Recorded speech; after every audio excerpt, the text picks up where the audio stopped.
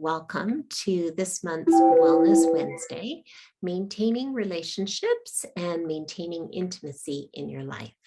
I am Elaine Book, and I am the team lead of specialized programs with the BC Brain Wellness Program, and I will be acting as your MC for today's event. Today, we are joined by two guest speakers who will be helping us to understand how chronic conditions can impact sexual health and intimacy, and how to maintain intimacy in your life and in your relationships despite a chronic health condition. Given that it's Valentine's Day just around the corner, we thought this might be a timely and valuable topic to have. It's an incredibly important one, and important to well-being, and it certainly is one that doesn't get talked about a whole lot.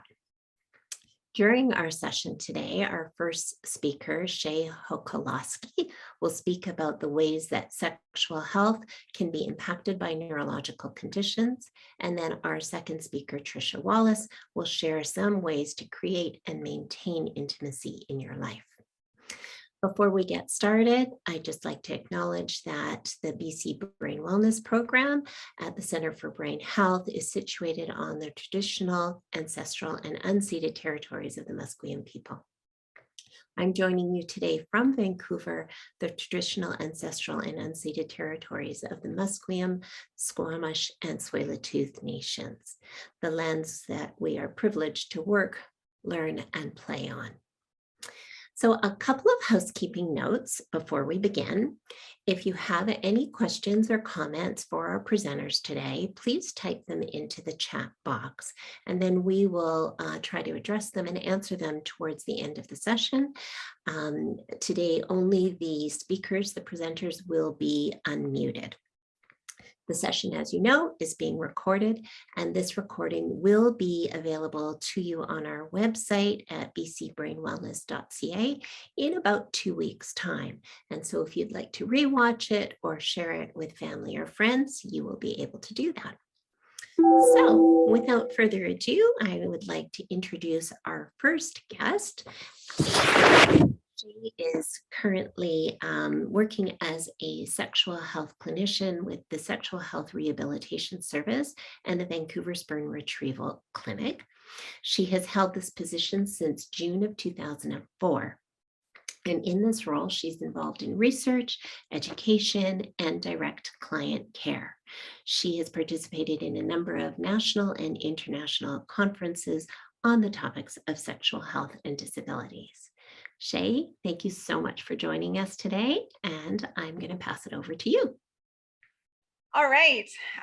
Welcome, everybody. My topic or my talk today is going to be sexual health and your brain, the basics.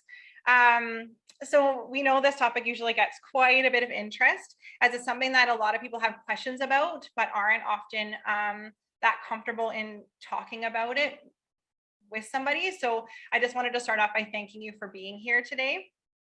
So the general overview of what I'm going to speak about today. Oh, how come next? Well, that's kind of a pain. There we go. Okay. Is I'm going to look at these objectives. So really, I'm going to introduce our service. So I'm part of the Sexual Health Rehabilitation Service.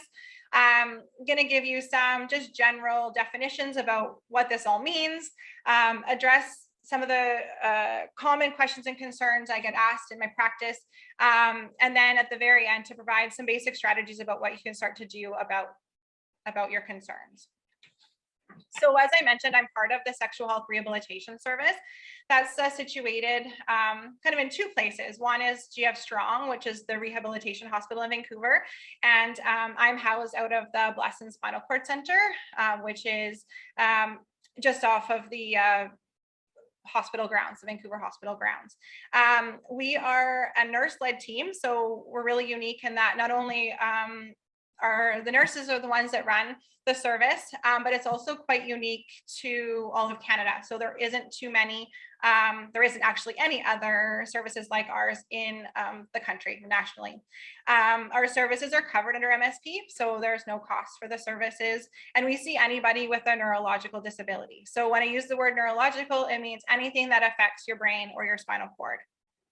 And then we do work with a sexual medicine physician, Dr. Elliott. She's the one in the middle of that picture there, as well as collaborate with so many other community resources and primary care providers. So I usually like to start off with just kind of defining what is sexual health. I think oftentimes it's maybe not well understood. And so the World Health Organization has a really great definition that I like to use. And they say it is the integration of physical, emotional, intellectual, and social aspects of sexual being in ways that are positively enriching and that enhance personality, communication, and love. So you can see here, it's a really global view, and it really looks at all aspects of a person's life. So then also the words sex and sexuality are used oftentimes quite interchangeably, but they are different. And I really like to break it down simply by quoting a sex educator colleague of ours based out of Ontario, Corey Silverberg. He put it quite articulately by saying the difference between sex and sexuality is sex is what we do, so it's a physical act, and sexuality is who we are, so who we are as a human. And this wheel just shows all of the different complexities that are part of us as sexual beings. And a lot of these elements are interrelated. And so many of these parts can also be affected by a chronic neurological condition. So since we're human, it's so common to focus on so many of the negative changes, the things that we can't do in light of our diagnosis or condition, which is really normal, especially considering, or especially right after, a diagnosis is provided, grieving the losses of all the things that have changed. But unfortunately, it's really easy to get stuck here. So it's really easy to get stuck in focusing on the things that you aren't able to do anymore. And one of the most common things that people do is kind of repeating the same patterns or repeating the same things and expecting a different result. And we find when this happens, it just kind of increases or creates frustration and disappointment. So with that being said, as my role as a sexual health clinician, I really like to look at sexual difficulties using these principles, which are firstly, optimizing your potential or really just like highlighting the function that you do have. Secondarily, we like to work on adapting to the limitations that you're experiencing. So trying to figure out ways to do new things to get your needs met. And then we also really like to do this under the umbrella of encouraging people to keep an open mind. And that's really to kind of challenge you to do new things, which is more opportunity to be surprised about the outcome. So obviously in my work, I meet people where they're at, but this third piece, this remaining open-minded is such an important part of being able to kind of work through what you're being faced with. And it also allows us to sort of take a more global approach. So I'm not too sure if you know this, but your brain is actually your biggest sexual organ, okay? It is the major processing center for all of your thoughts, your feelings, your perception, how you organize things, your sensation, your speech, movement, emotions, and that's just to name a few of the things that this pretty powerful organ does. I like to use this, it's an older diagram, but I like to use it. It was actually developed by a now retired psychologist, Dr. Verna Amel, to show the brain as a company. And so the idea is that there's just so much that's going on behind the scenes. There's so many moving parts, and so much of it kind of goes on without our knowledge. It just sort of happens automatically. So many chronic conditions do affect the brain. And I think that's sort of why I wanted to sort of show you this picture today. And unfortunately, I don't have time to go through all of the aspects, like all of the different areas and how it's affected and what can be affected just due to time. But I guess what I want to do is normalize that it is so common to have sexual concerns, and also want to highlight that it is possible, despite changes to your brain, that you can reclaim your sexual life and especially if you're open to start to talk about them, to maybe challenge some of your beliefs about what sex should be, and also try to work at things in a different way to start to get some needs met. So I could spend probably 2 hours talking about all of these common concerns individually, but that's not going to happen today. So what I want to do is just sort of show you this list of the typical things that people have questions with and that we work as sexual health clinicians to address with our clients. So there's a list here that's long, and I want to point out that oftentimes people will have more than one, right? So it's not uncommon for someone to come in because, you know, their main complaint is that they're having difficulties with their erections. But then also, you know, there's decreased genital sensation, which is having some, you know, challenges with the ability to ejaculate. And then that's increasing frustration and therefore, and eventually really decreasing their sexual interest. So that's kind of just one highlight or one example of how things can kind of interplay.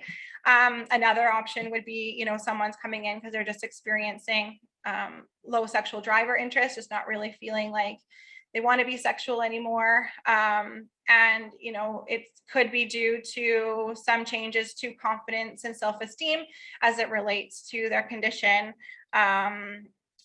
You know, difficulty with being able to experience pleasure or orgasm, and then as such also perhaps having some challenges in their relationship. So this is not an exhaustive list, but it is one list that is so common that we see in you know, many of our clients.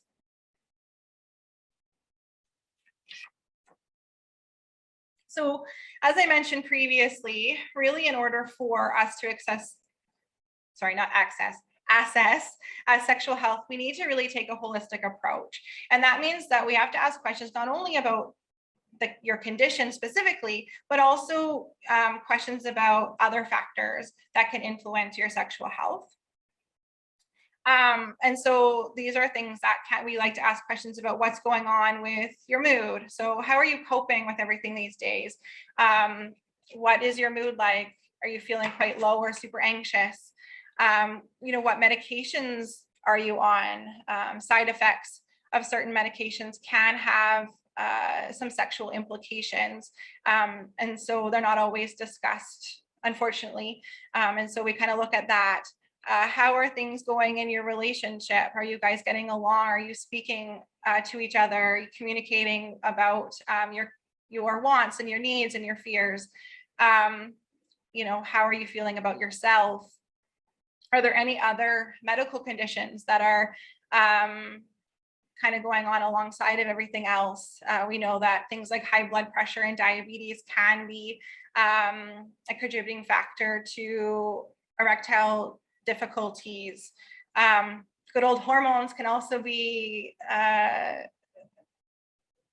contributing factor. So looking at where things are in terms of menopause or male testosterone.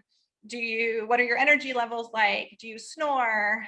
All of those things can have an impact on sort of how you feel hormonally. Bowel and bladder changes. So it isn't uncommon to have perhaps incontinence.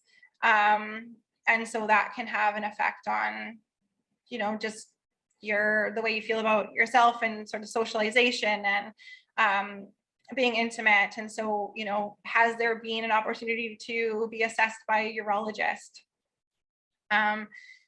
Do you experience pain and fatigue? So having looking at that a little bit, as well as, you know, how is your mobility affected? General sensation, your memory. So, you know, we can then look at things like pain reduction strategies, energy conservation, confidence building, positioning options. If you're open to it, or depending on your level of comfort, looking at different kinds of sexual devices.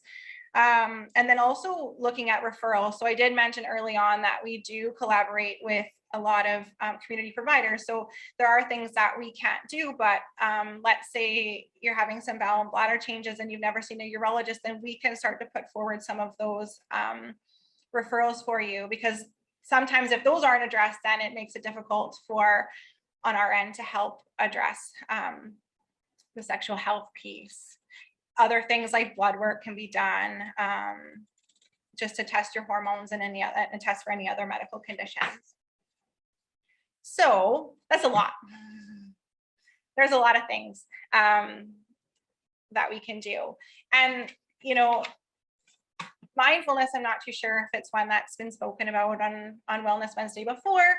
And so I'm not too sure if you're familiar with it, but it is a technique that I have found to be really, really helpful when trying to address sexual health with my clients. And I like this picture because it is actually quite accurate. So, you know, when your mind is really full and there's a lot of things going on and you're super stressed and really worried and really distracted, and your mind is really full, it's really difficult to be present and open and aware of what your body is capable of. And so it might seem like, that's kind of a weird thing to say. You know, I was thinking that maybe she was going to talk to us about medications or sort of more technical things, which we will do. But I find that working with people and getting them to practice more mindfulness, and I'll give you a definition of what it is in a second, but it can help be a building block. So getting used to using a technique where you are more present in your body can be really helpful for then adding on any of those other medical type things that we would then introduce. It does put you in sort of a different frame of mind. And so basically mindfulness is the basic human ability to be fully present, aware of where you are and what you're doing, and maybe not overly reactive or overwhelmed by what's going on around you. So it's really focusing on sort of the five senses and being in the room moment by moment instead of focusing on sort of what's just happened or as most humans do, planning on what they're going to be doing next, right? So many of you might be like, I can't wait to have lunch. And it is something that we're all capable of. It is something that we possess naturally, but it's something that needs to be trained in us. I often use the analogy of like puppy brain. So, you know, it's not uncommon for us to be doing tasks and be easily distracted and kind of going all over the place. Or like a puppy sort of being really easily distracted by a squirrel. But over time and with effort and maybe more with conscious breath, you can be sort of the ability to notice what your brain is doing and maybe not jumping on the wagon with it, kind of just letting it pass and stay in the present moment. So really the benefits of this is to then learn about, you know, what your body can feel now, what you can reestablish, what feels good, you know, on your own or with somebody else. It has benefits to improving how your mind and body kind of talks to each other. We do know that genitals anyways can be doing things, but if your mind is really, really busy, we don't really pick up on some of the subtle sensations that are present. And so that this type of practice can help reestablish that. Improvements of how we feel about ourselves, focus and attention, which I know certainly with certain conditions can be a challenge, as well as just the general, you know, the way we're used to dealing with like cell phones and having things that we're much more easily distracted these days, helping with just being in the moment. But it also has been, research has shown really great strategies for pain management and stress reduction, and also self-compassion, which I think these days we all could use a little bit more of. And with that, you know, to help also with just your general quality of life. So I'll give you a little bit of what we do. And I think the mindfulness piece isn't what I do with everybody. It is certainly something that I do encourage for a lot of people. And then once we kind of get some established routines with that, then I think looking at medications, erection enhancement medications, whether that be pills or injections or creams, sexual devices. So vibrators and things like that, lubricants. But I think that the biggest things that can be done about your concerns is starting to talk to somebody about that. So to be open about what's going on for you. And then just because I don't have tons of time today to go through all of the ins and outs of it, I would suggest that, if anybody had some questions after today, that you could request a referral to be seen by me or one of my colleagues. And so I'm going to end today by giving you some information about how you can be referred. So there is a link here, and I don't know how that, well, we could probably be copied on the internet for a referral to be filled out by a primary provider. Or alternately, you can write down my contact information and either call me or email me directly, and we can sort something out.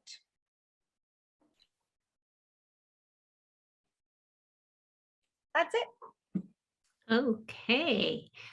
Thank you so much, Shea. As I said, we are going to take questions and comments at the end, but maybe our tech savvy folk can put the link to that application or referral in the chat, as well as your contact information too.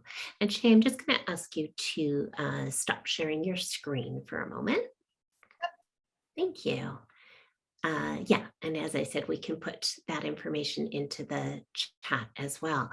But, before we move on to Tricia, I just kind of want to say thank you so much for normalizing sexual health issues and sexual health concerns, because I think that's just such an important piece for people to embrace, that these are happening to everyone around you. Nobody's talking about it, but it is normal. And I just loved those 3 things at the beginning: optimizing your potential and really focusing on what you can do, not on what you can't do, and then adapting to those limitations, and then remaining open-minded. So thank you so much. And I look forward to chatting a little bit more towards the end.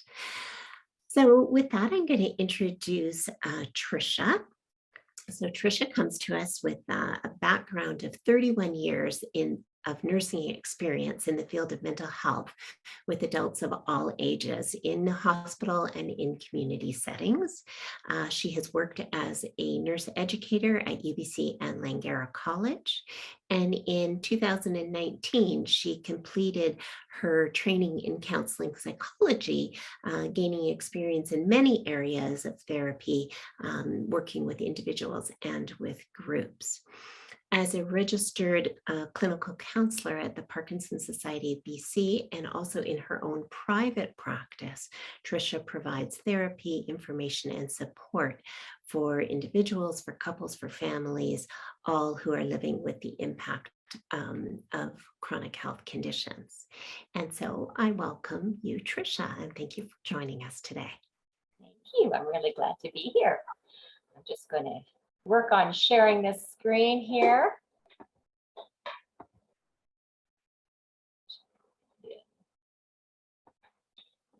Slideshow. How's that, everybody? Perfect. Good. Okay. So thank you, Shea. That was so interesting. And I think that these 2 topics really fit well together, because you sort of set the stage to talk more about emotional experiences and how they are part of that whole process and experience of sexuality and sex, because you've made those great distinctions for us to learn more about. And so I'm going to be talking about intimacy in relation to that sense of closeness, the sense of closeness that couples have together, and some practices that might be helpful for you to try along the way that might help with the 2 of you in coping with chronic conditions. So if we look at intimacy in the context of chronic conditions, as Shea already talked about, there are multiple losses that both of you are experiencing. And some of them are more concrete, others are ambiguous. They are hard to measure. They might come in clumps, they might come sort of all constantly happening, but these types of losses are hard to quantify. And yet we have the feelings of grief that come with them. And so one big one for couples is a loss of an expected future. You have a future, you have plans, and then chronic conditions come along with one or both of you and create a very different looking future for the two of you. Another one is fear of the unknown. So there's a lot of uncertainty. You might know something might happen, you don't know when. There's a lot of what if questions and a lot of questions about how am I going to do this? What is this going to look like? There's also doubt. Doubt influences our confidence. It changes the way chronic conditions change the way we look at ourselves. Who am I right now? Who am I to my partner? And also, who are we together? What does that look like for both of us right now? So this can create a lot of overwhelm and chronic stress. I like to talk about stress using the window of tolerance because it's a way for us to map out what's going on. And it's a way for us to talk to ourselves about what's stressful and what that experience is like. And it's also great for couples to talk about together. So if you look in the center, this green area is the window of tolerance. And what I mean by that is the tolerance of distress. How do we tolerate and cope with pressure and stress and distress? When we're in the window, we're feeling pretty confident. We see options, we can rely on emotional and reason in a balance to be able to make productive choices. And over time, that window can get larger, but with chronic stress and chronic conditions, that window can really narrow and become very small for short periods of time or for extended periods of time. And when we know we're outside of our window of tolerance, we can be in a place that is either considered like hyperarousal. In other words, we are overactivated. That fight and flight system really kicks into high gear and we can feel distressed. We can't think properly or clearly. We can have very all or nothing type of thinking, and that creates reactivity, and also it creates a sense of being really unproductive. We're not getting anywhere with it. Alternatively, we might be in a state of hypoarousal where we will stop and we will withdraw, or we may feel pressure, almost like a sense of depression, lethargic, unmotivated, numb. These experiences happen as sort of a protective mechanism, like a breaker goes off in the nervous system. And then we typically avoid other people or situations, and we can also procrastinate and really hold off on making plans and doing things together. So when we're in a mode of protecting ourselves and sort of outside of our windows of tolerance, we can experience the need for distance. And that might mean the need for distance from our partners. And that emotional distancing can happen even when you are in the same room and doing things. There's a sense of sort of like parallel lives that partners can have. And so the work for counseling is to look at how to return and sort of reconnect with one another. So here's some strategies that might be helpful. One is around plain talk. So really getting a chance to sit and think about what's going on for ourselves, be able to start looking at our own personal needs and the personal experiences that we're having, our feelings, so that we can be more clear in sharing them with our partners. Creating an environment of success relates to making space for hard conversations and conversations about connection to occur. So looking at pain control, time of the day when medications are the best, not talking about your problems right after a fight or in the midst of some conflict that you're already having. So finding the right time when you're feeling as safe as possible. Renewing connections is also part of that. And that might mean just physical connections. So a touch, hands on a shoulder, holding, just reconnecting a little bit physically, sitting with each other for short periods of time, perhaps in a way that you've stopped doing because you're so busy all the time with all of the pressures of what you need to do together functionally in the home.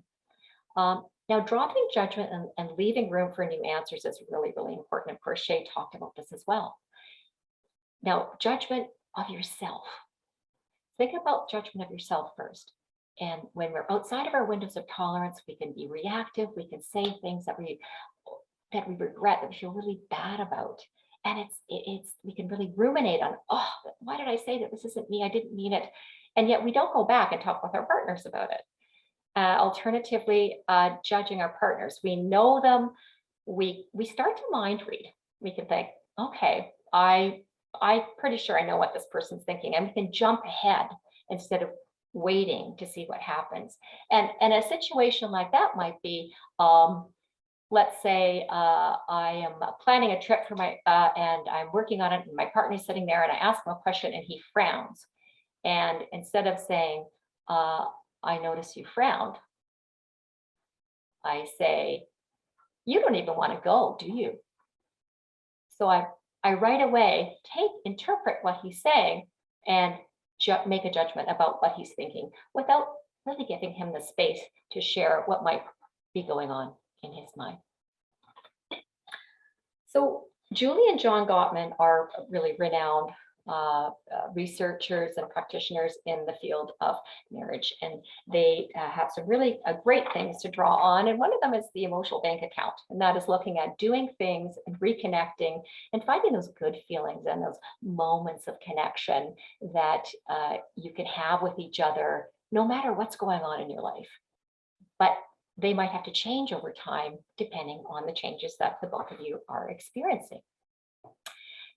So hold on to that idea of an emotional bank account, because these 7 principles, they've written a book also about these 7 principles, are part of that whole experience of building in and building on different positive experiences that help with intimacy in relationships. So one is sharing love maps.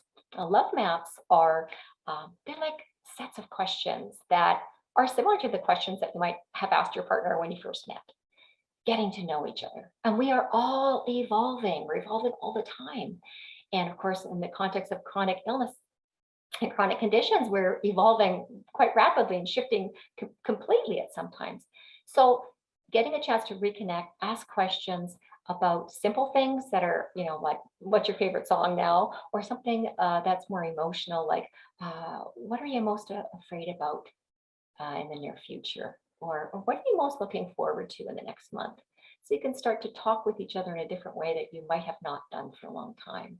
Nurturing fondness and admiration relates to catching our partners doing something right and saying it out loud, thanking them, or noticing something that's really helpful and lovely and something that you really appreciate about them can really help add to that emotional bank account.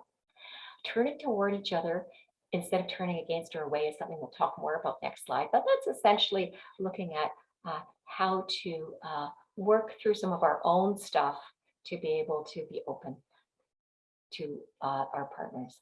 Letting your partner influence you is really essentially saying yes. We can get really stuck in our patterns and routines, and we have very good rationale for why they should be the way they should. However, there is room for listening to our partners and trying something different and seeing what happens. Solving solvable problems I think it's really key for chronic conditions, because there are so many elements of chronic conditions that are mysterious, that might not have, they might have treatments, but there's no solve for them. And so solving solvable problems can help us focus on the things that we can change. Communication patterns are one of those very important things that we may be able to work on, that can really make an impact on physical and mental health. Less stress and having a better quality of life is also part of these working towards solvable problems. There are problems, though, that don't seem to be solvable, and that's when they're talking about gridlock. And gridlock is, when we really, really dig our heels in. And that really comes down to getting a chance to ask ourselves, okay, I've been doing this a certain way all the time. I don't want to give this up. But to what end am I doing this? What is the effect of me doing this and the impact of it? Is it really harming the connection that I'm having with my partner? And the last one is creating shared meaning. So you may have done something that was very physical together before, skiing, for example, but that's not possible now. And so what do you do together that allows for you either to return to something that you used to do together, or to find new things that you can do together, new interests that allow for you to have a shared and common time to sit and be with one another? So let's move on to Gottman's bids. So bids are nonverbal or verbal. They're gestures, they're comments. They're a way to reach out and ask for connection, ask for humor, ask for support. And even just knowing that can turn around how we look at interactions that we're having with our partners. So the Gottmans talk about 3 different types of bids, and you may or 3 different kind of approaches to bids. And there might be some changes in language in here, but I'm going to use the moving against. So moving against would be something that shows disrespect and sort of like a defensiveness. And this is usually when you're really outside of your window of tolerance. So you have a very narrow bandwidth of responses because you're feeling overwhelmed and you can become very reactive. And moving against can be something like if your partner comes home and they say, oh, I'm so exhausted. My day is just, I have nothing left. And the other partner might say something like, well, I told you, you shouldn't have done so much yesterday. I knew this was going to happen. So that is something that you might be feeling inside, but that's could be interpreted as a criticism, right? And it's sort of a shutting down sort of response. Moving away involves sort of showing that your partner's experience really isn't worth that much attention. And by extension, people might think, I'm not worth your attention.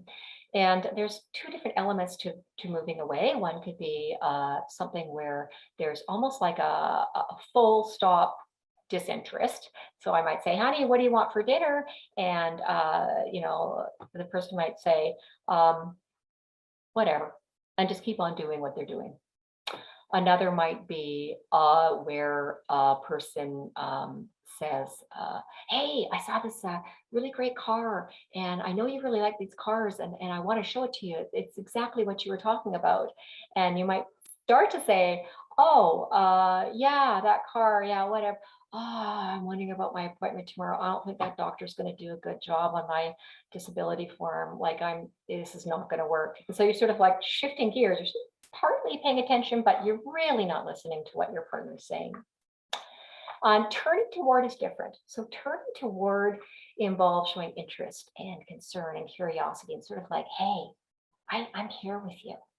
And you make that time, as short as it might be, that you really are noticing your partner. So imagine that your partner comes home with a picture and they're super excited about it. And they're just like, wow, I got this great picture. And you look at the picture and you're like, I don't even really, it's okay. I don't really like that picture that much. But hey, what you're looking at when you're turning toward your partner is you're seeing your partner's excitement. You're going, wow, she's so excited, so interested in this.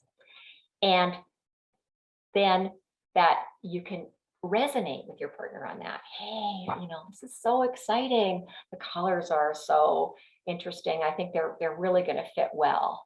Really going to fit well in the living room. So I'm so excited for you. So you're sort of connecting and turning toward, and those little moments are really something that build up over time and start to create a sense of comfort and safety and connection that might otherwise have been lost.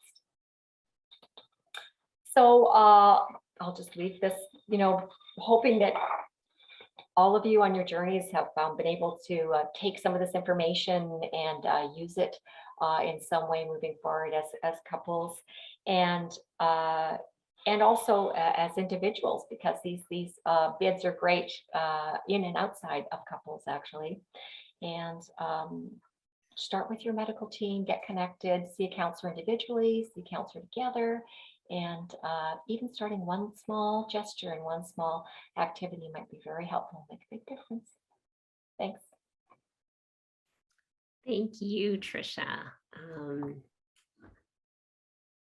for your presentation. And I think one of the things that I guess that I always talk about, and what struck me in your talk, is just highlighting that intimacy is not about sex. That there's a whole other meaning attached to intimacy, and that you can have intimacy without having sex, because I think people get really caught up on that, and that there's so much more to it than that, and also the at the beginning, the impact of your own emotions and how what you might be going through with loss and grief or depression or what have you, how impactful that is on all of your relationships going forward. So I think just raising our awareness to that is really impactful.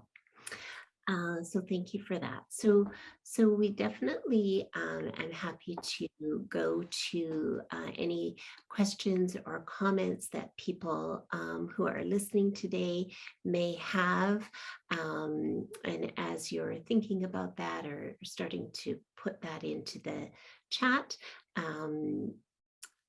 I have one that comes to me in my practice all the time, and so I'll put it out to the two of you. What I often hear about is discrepancies in interest, where one person is so very interested in a physical relationship, or even just more interested in an emotional connection than the other person, and that there's this disconnect or a discrepancy in interest, really, that leads to a disconnect. And so I'm just wondering if you guys have any suggestions about how do you deal with those discrepancies in your relationship. I think both of you are really highlighting that the importance of communicating and compromising, and and looking at what the individual, the individual's needs are, and how can those needs be met safely and respectfully, right? I heard once somebody who said, what am I a yes to? So think about, for yourself, what are you a yes to in this relationship, and then go from there, and what needs to happen in order to get, what mood needs to be set in order for that to happen. So Otherwise, resentment comes in. Otherwise, resentment. Yeah. Yes.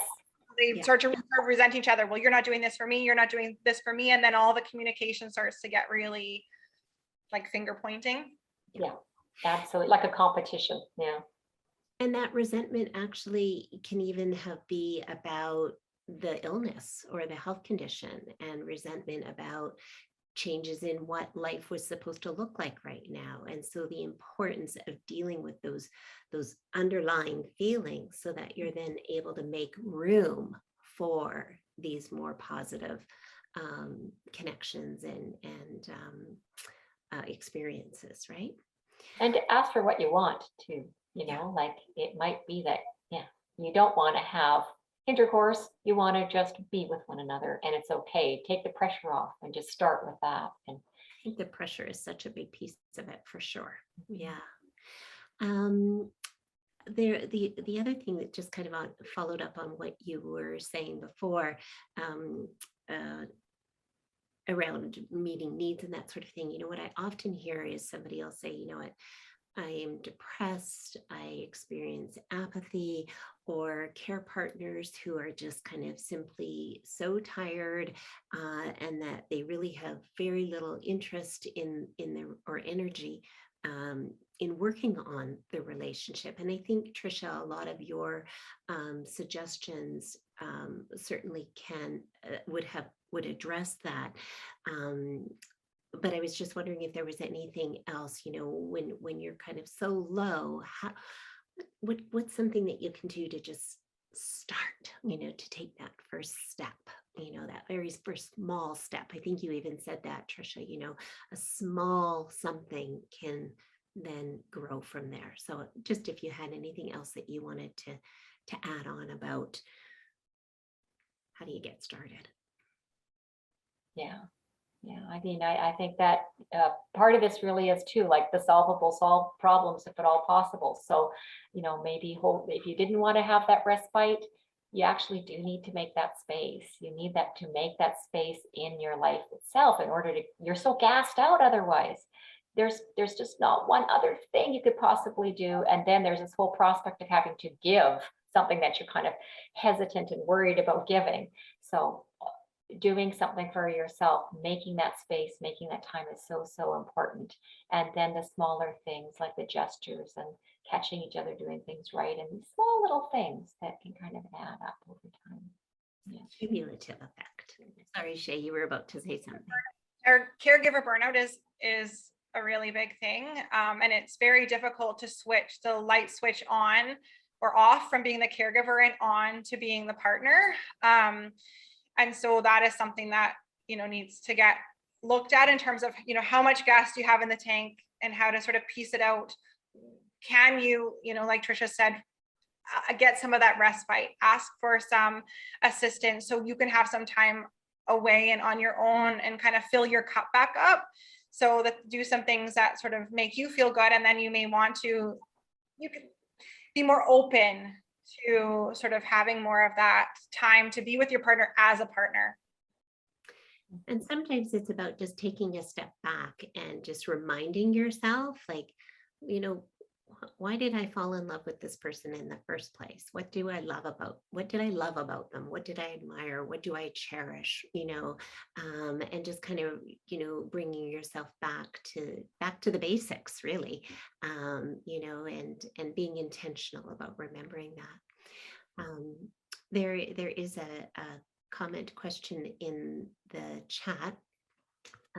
My spouse is very romantic and helpful and makes us tea and did the dishes, but now he's no longer able to do those things physically or mentally as he has dementia, and he gets so sad because he doesn't remember things like birthdays. How can I help him to feel better about that? Mm-hmm. It's part of that self-judgment, isn't it? That he's really feeling like he's noticing that he's not giving in the way he wants to.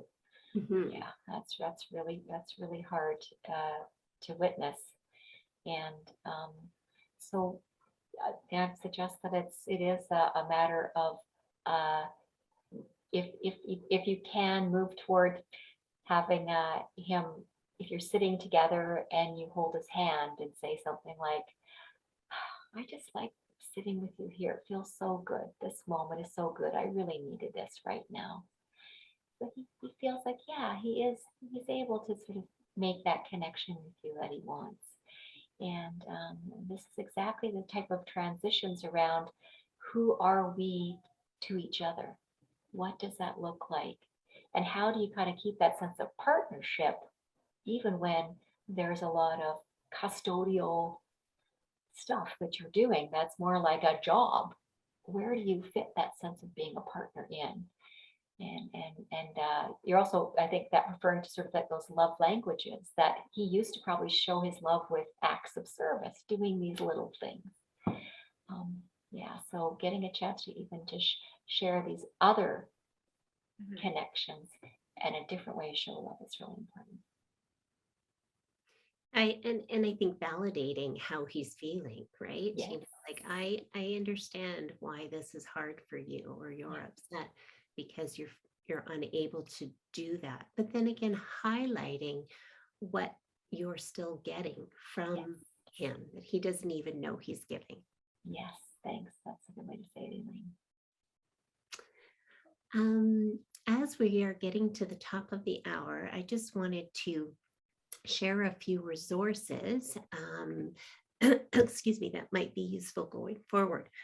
Excuse me. So I'm just going to get them to bring up one slide that has some resources. There we go. Yeah, so I just have a link there to the love map. So again, just kind of really fun questions to ask one another that, just again creates that connection, because that's where we need to start. We need to start with a connection. A couple of other books there, another podcast with Brene Brown where she interviews Julie and John Gottman about what makes love last. Really excellent, easy to listen to, few pearls. The BC Center for Sexual Medicine. Certainly, you can always Google sexologist in BC and find somebody who specializes in this area. And then the last thing is really looking at some of the condition-specific organizations. So I know Parkinson's Society BC has information on intimacy and relationships, as does the Alzheimer's Society of BC, as does MS Society of BC. So even, looking at the condition that you might be experiencing, that those specific organizations often have some resources and materials that are kind of specific to them. So I'd encourage you to look at that. Can I just clarify? So the BC Center for Sexual Medicine is their colleagues that I work with. They tend to, if there's anybody that has a neurological difficulty, they tend to triage them to me. So just because we have a bit more time in their wait list. And so what I would suggest is sometimes that triaging spot time can take a lot longer than is necessary. So to direct refer to us with the links that Perfect. given you might be a more direct way. Okay, thank you so Great. much. Something that like we do collaborate with them. So if there's something very specific that I need to pull them in for, then I can get that sorted out. Perfect. Okay, thank you for sharing that screen. And just, in closing, I just really want to say thank you so much to our speakers for sharing your expertise with us, and to all of you for carving out the time today to join us. Next month, our Wellness Wednesday is, the topic is on strengthening your pelvic floor, and you will learn about how to improve, how doing that can really improve a variety of different things, even including and urinary incontinence issues. And I actually think that it's one of these topics that it's you don't know what you don't know. So you may think that this isn't relevant to me in any way, but I think that there's all these little pearls, these little nuggets that we are going to learn about that we didn't know. So I encourage you to join us March 2nd at noon for the next Wellness Wednesday. And with that, I wish you all a great day.